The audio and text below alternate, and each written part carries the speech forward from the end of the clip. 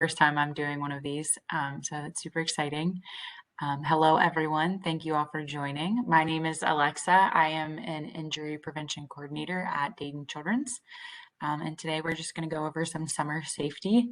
If you guys have any questions, feel free to stop me at any point. So yeah, let me see. I'm going to get this in full screen.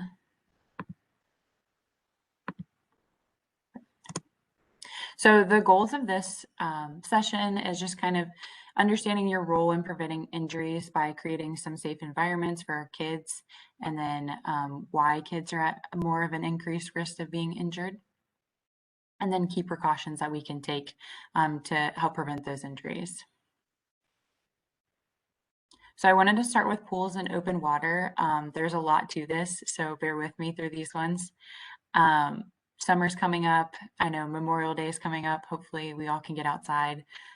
We never know with Ohio's weather. It may be snowing, hopefully not, but hopefully it's warm enough where we're out doing things. And so for those of you with pools and being at open waters, we just want to make sure that we're being safe. So one thing that we like to talk about is having a dedicated water watcher. So that's somebody that has no distractions, no phone, no conversations. Their role is solely to sit there and watch and make sure that all the kids and adults are being safe out in the water. So we recommend doing about 10 to 15 minutes, and then you can rotate with someone so that you're not having a burnout with that. But it's always nice to have someone that's solely there to watch and make sure that everyone's being okay in the water. The next one is teaching kids to swim. So you can actually start kids around 6 months to kind of work with the water. Now, do it kind of at a slow pace, but the earlier that they learn, the more comfortable they're going to get in that water. So it's really good to start them as soon as you can and they're comfortable with it. And then I think you guys have the Goldfish Swim is in Centerville that does swim lessons. And then so the 5 water survival skills that we recommend that kids should know as they start swimming is to step or jump into pool or open water that is over their head and jump back up to the surface of the water. We want to make sure that they can float or tread on the water for a minute, and then that they can swim 25 yards to an exit, and then they can turn around in a full circle and find the exit and exit the water. And then the biggest one is that we never want to let kids swim alone. Even if they think they're an experienced swimmer, we always want to have somebody with them. We don't know if something, especially in those open waters, if they get caught on something or they hit their head on something, we always want to make sure that there's at least one other person there swimming with them. So here's just some prevention methods. I split this out into pools and open water. They're a little bit different. So pools, if you have the large backyard pools, we would just want to make sure that those are gated up or closed off to kids so that they have no way of getting in there. The other thing are those inflatable pools. So they're meant to keep that water in. They're not meant to keep kids out. So kids are top heavy, especially when they're younger. Their heads are proportionally larger than their bodies are. So that is really easy for them to kind of lean over that side and either fall in or tip and go head first into that water. So we just want to make sure that when we're done with those pools, that those are completely drained and up and away from kids. And then in open water, we just want to make sure that we're paying attention to those warning signs. Those signs are out there for a reason. So we want to make sure that we're watching and seeing what those signs are saying. And then we want to wear a U.S. Coast Guard approved life jacket, and we want to make sure that those also fit correctly. So I have a video in the next slide that's going to show how to help fit those life jackets. I don't think you guys are going to be able to hear it, but there will be words at the bottom of it.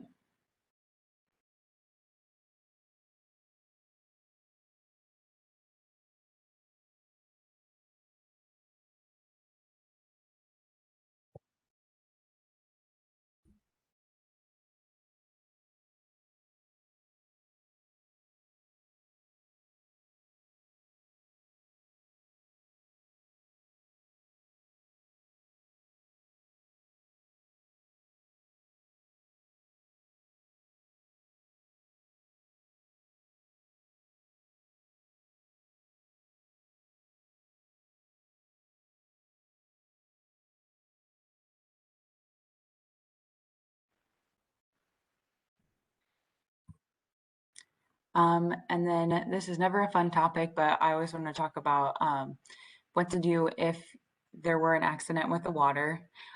So if you ever find a child in the water, immediately get them out and call for help. I think it's a really nice thing if you guys know, even if you're not around water all the time, to have someone in the family or with you that is CPR certified. So if you go onto the American Heart Association, they have classes that you can look up classes that are near you. So I think it's always nice to have someone there just in case there were an accident. You have someone there that's able to help. Um, and that, and then if you think that a child suffered a neck injury, so like if they dove and they hit their head or something like that, we really want to make sure that we're not moving their neck. We want to keep that in place so that there's no further neck or spinal cord injuries going on with that. And then most importantly, we want to make sure that we're being calm. Um, if they see that we're starting to panic, they're going to panic, and that's just going to make the situation a lot worse. So we just want to make sure that we're trying to keep calm and keep talking with them and making sure that they're okay in the event of an accident. And then the other thing is, heaven forbid a child ever drown or near drown. If they are saved after that, we need to monitor them for 24 hours.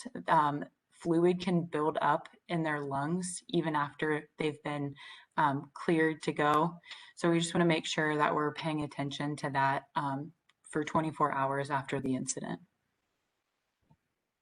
Were there any questions before I move on to the next topic?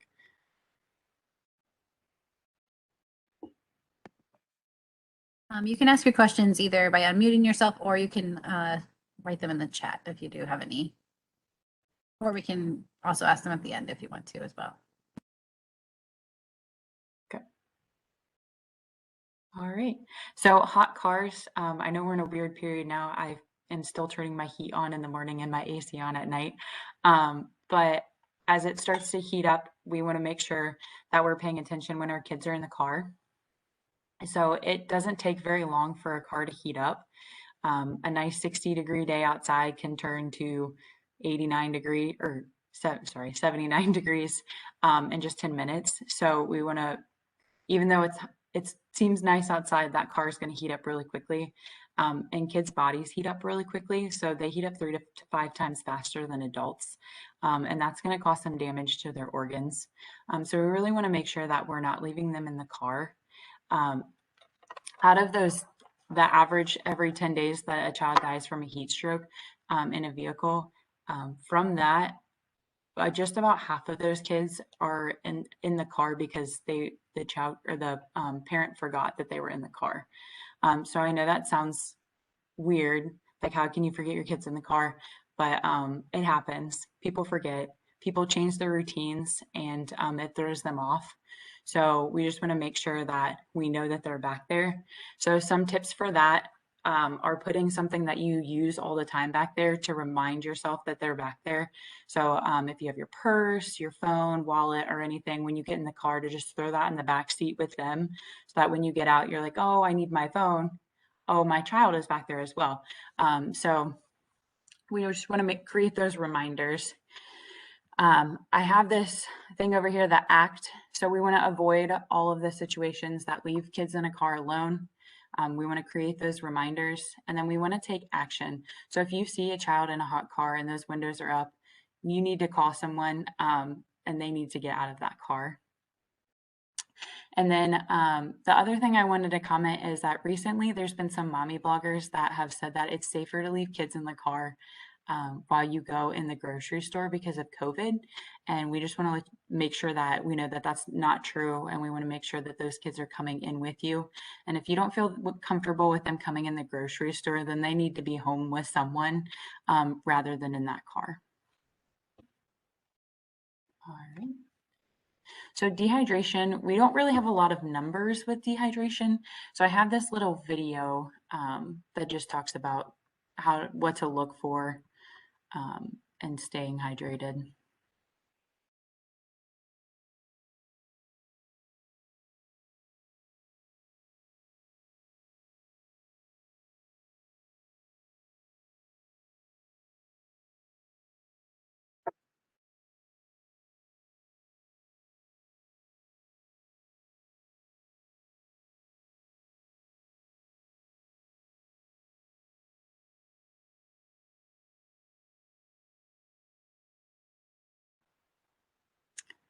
So with dehydration, I just want to talk about parents' roles in this.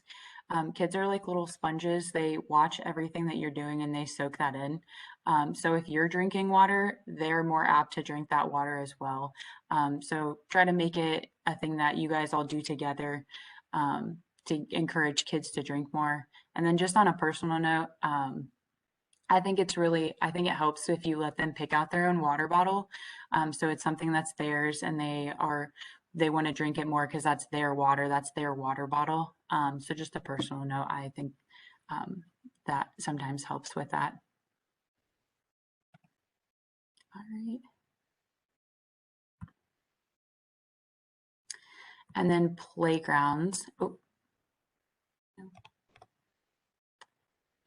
So more than 270,000 kids are treated in emergency rooms across the United States for injuries related to a playground. So nationally, falling off monkey bars and swings are the most common.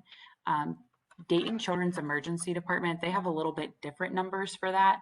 So at Children's this year, in 2020, we saw 583 kids come into the emergency department from a playground incident, and 51% of those were kids that were on a trampoline.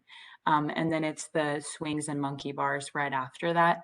But I just want to mention that in this area, it seems that trampolines tend to be the higher injury. And that's because they generate a lot of force. So these kids are bouncing, they're hitting into each other. Again, their heads are top heavy, so they're falling down and they're falling hard. Things like that. So you just want to be careful with that. And then some prevention we can look at for that is trying to find playgrounds that have good surface. So those rubber matting or the wood chips versus something that's more hard like grass or concrete. And then dress appropriately. Scarves, not so much are going to be the problem in the summer, but scarves do have a strangulation hazard with that. And then bracelets and necklaces, need to be careful with them getting caught in equipment. So try not to have any of that on the kids as they're out and playing in the playground. And then campfires. So last summer, we had a lot of kids come into the emergency department for burns. These are a little bit older kids, but they're throwing things into the fire, just being kids. And so we just have to pay attention with that and making sure that we're not throwing things into the fire and having watching the kids when they're out by the fire. So I separated out into before, during, and after. So before the fire, we just want to check the weather, make sure it's not too windy for that fire. And then clear the brush around the fire pit and always have water with you in case there were something to happen. During the fire, we want to make sure that kids aren't running around the pit. It's easy to trip and fall unintentionally. So we just want to make sure that if they're running somewhere away from that pit and not anywhere near it. And then we don't want to be throwing any trash or anything into the fire pit. Again, kids are going to be watching you. So if they see you throwing things into the fire, they're going to think that they can do that as well. So we just want to make sure that we're not throwing the trash or any pressurized cans into that fire pit. So are you actually like just we just lost you. Oh no. So I think you were still talking about the older kids that are more the ones throwing the things in the fire. I don't know how far you went from that. Sorry. No, that's okay. I was on to the orange thing. So okay, can you hear me now? Are we good? Yep. Yeah, you're good now. Okay.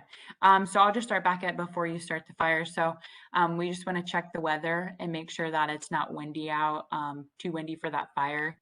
And then making sure the area around the pit is clear.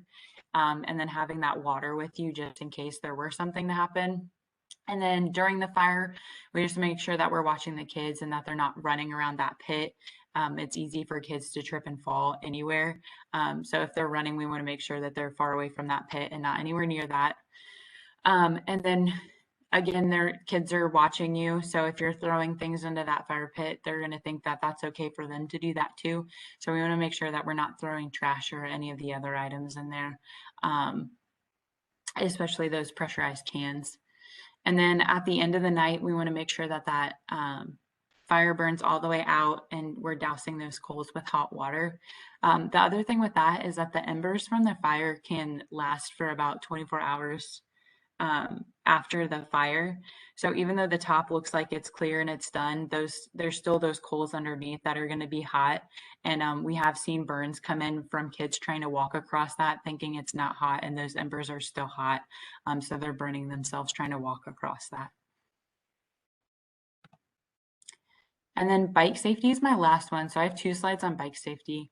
So we just want to make sure that we're getting kids a helmet.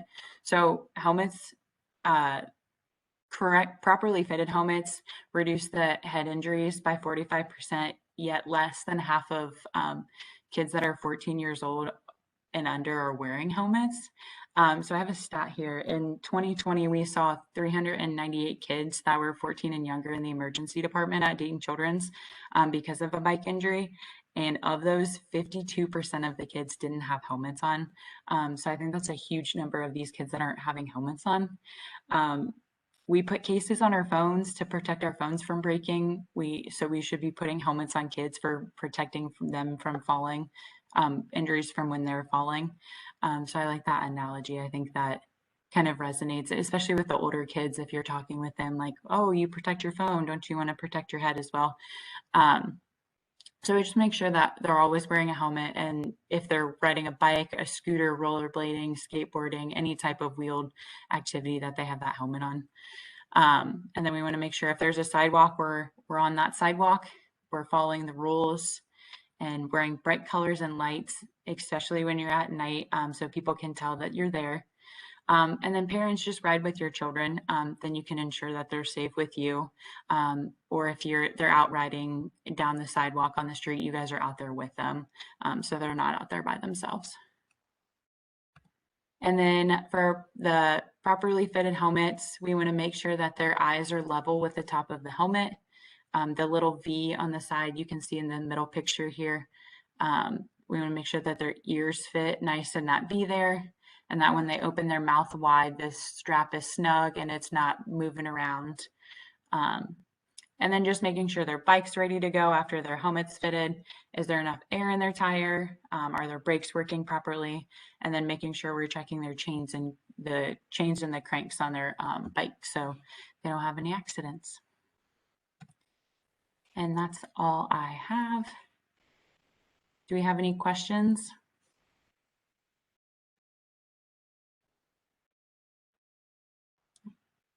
I do have the websites. I got a lot of the information from Safe Kids Worldwide. They're a really awesome website. They do injury prevention with just about everything. So if there's a topic here that I didn't cover that you guys are a little more interested in, I'm sure that they have that on that website. And then the American Academy of Pediatrics also has injury prevention, and then the Centers for Disease Control. I use them for some data, but they do as well have injury prevention. So if there's a topic that isn't covered, it is in one of those websites there that they can give you some tips on that. So I actually have a question, and I don't know if maybe you can answer it. So my oldest just hit his head last night while playing outside, and he wasn't riding his bike, so and he actually was wearing his helmet for like the longest time. I told him to take it off, but then he ran and he hit his head like on a corner of our house. Anyways, long story. So how do you know like when you should get their head checked out? Like we've actually had an issue with him before we said a concussion. But like he fell on the floor when he was younger. He had socks on hardwood floors, and he fell and hit his head, and he cried, and we're like, okay. And then it was like smushy after a few weeks, and he did have a fracture on his skull. But it was something we just didn't even, he cried a little bit, and we didn't really see anything. And so, anyways, like last night, of course, I get nervous about any type of head hitting. How do you know when you should take your kid to the ER or to the doctor to have it checked out? Definitely monitor them for the 24 hours. If their behavior's a little bit off, if they're acting not normal, and you guys as parents know them and you see them every day, so you know when they're kind of acting slightly off. If they're nauseous, if you that they're throwing up, their face is a little bit pale, they're kind of out of it, definitely take them to the doctor. But I mean, if you're concerned at any point at any point at all, go ahead and take them to the doctor for those head injuries. Those are never one to mess around with. So if you have any like slight concern with that, I would just go ahead and say, hey, I think it's time to go to the doctor. I have another question too, but Yeah. if anyone else has questions, please, you can ask them. You can unmute yourself or put it in the chat as well. I don't want to like take over.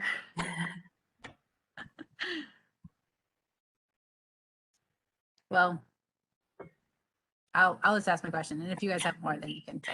But the other question is, so when a young child gets a lot of water, like let's say they just, like fall over in the water, like they're playing fine and everything, but they get like a big gulp of it, even if they're trying to swim. Mhm. How do you know, like I keep hearing about this like dry drowning or something where it's like too much water in their lung, like you said, like too much water in their Mhm. lungs. Like how do you know what's too much? And like even in bath time, my kids think it's so funny to like pour water down their throats. And I don't understand why. How do you know when that's just like too much water intake?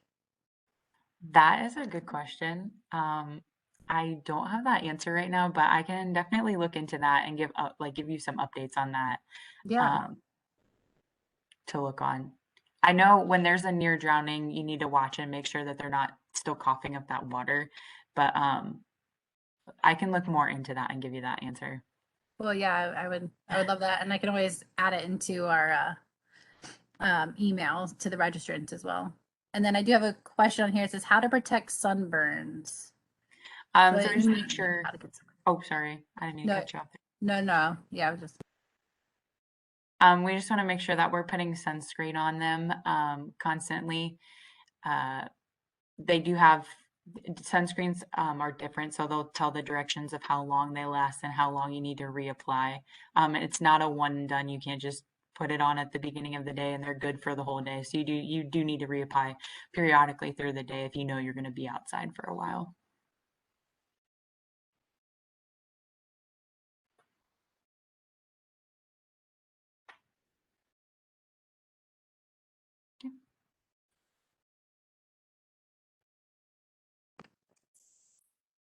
any other questions?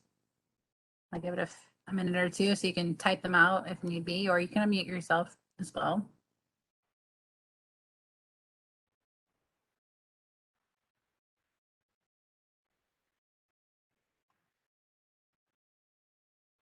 Yeah, and kind of going back to our first conversation we were having, maybe we do need to do a car seat safety one. Yeah, let me 'Cause I know. feel like, Absolutely. yeah, I feel like that's a good one to always learn about. I think that's a good one too, right? Like towards the start of school. Yeah, yeah, that's true. I don't have anything for August yet, so Okay. I do have in July it will be Stranger Danger, where a police officer will be talking Oh, and that's giving awesome. us, the parents, the right um words to say and information to say without, letting the kids know that this is important, but not like to Mhm. scare them. So I'm looking forward to that one too, just as a mom myself. But yes, we're going to have the PowerPoint slides. I can send those, right? Maybe Mhm. actually. Well, the with what you sent me does have a code. So I can send it as a PDF. They just won't be able to see Okay. those videos, but they're Okay. on Save Kids Worldwide, so they can Okay. Yeah. see that Yeah, there. then I can definitely send the PowerPoints to you all in the email, to anyone who registered. And then again, also the recording link to this as well. So good. All right. Any other questions? I don't see any. All right. Well, thank you, Alexa, for all the information. I learned something new, a couple of things actually, especially about the bike helmet. So that was good. I didn't know like the eye level thing in the ear. So Mhm. that's really great. Yay. Well, thanks for having me. I'm glad I could come on. Yeah, definitely. All right. Well, again, I will also send you the link to Alexa for the recording, just so that we can have that. But also we'll put on the YouTube and on Facebook, just kind of giving the registrants a little heads up on that one too. So anyways, thank you for joining us this evening. I know it's a really nice night out, so I appreciate the time that you took. And again, thanks Alexa for all the information. Thanks. Have a good night. Thanks, you guys too. See ya. Bye.